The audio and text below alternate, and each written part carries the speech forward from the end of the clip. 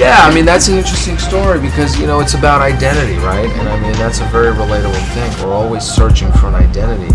You grow up in a world that's always telling you how to be or what to do. This is what's good, this is what's bad.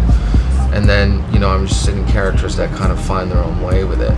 For me, with a character like that, who's very difficult and in a whole different world of actions that I couldn't ever conceive of, I needed to find something like the idea of love or the idea of obsession or fear, insecurity, all that stuff. I mean, these are things we all have, right? So it's just, as long as you understand kind of why certain people are doing what they're doing, you know, then it helps. At the end of the day, you got to go back to your life, and that's what's important.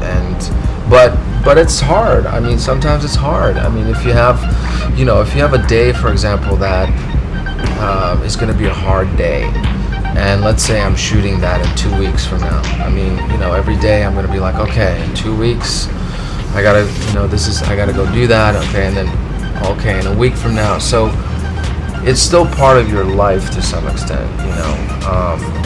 But that's okay. If you love what you're doing, if you're happy with, you know, the project, then you're gonna wanna, you know, be obsessed with it. You're gonna wanna work on it. You're gonna keep thinking about it. I like reading a lot of biographies because I'm curious in how people become who they are, or, you know, what they get influenced by. But space for me is always kind of my little hobby, you know, in terms of just the scope of things, knowing that there's a whole other thing beyond, you know, our little bubble. TLC, Creep, it's a pretty good karaoke song. Bon Jovi is another good one. Dead or Alive is a good one. U2 is another good one.